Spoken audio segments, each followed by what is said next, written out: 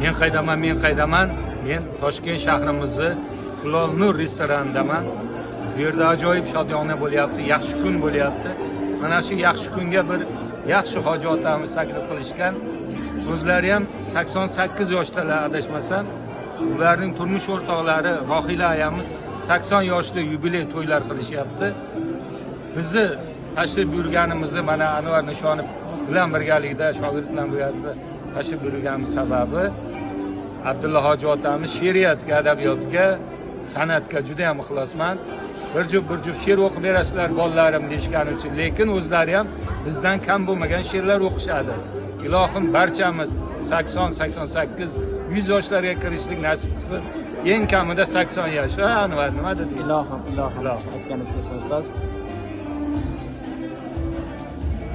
Hamisha shunaqa davralarning fayzini olib yuring ilohim.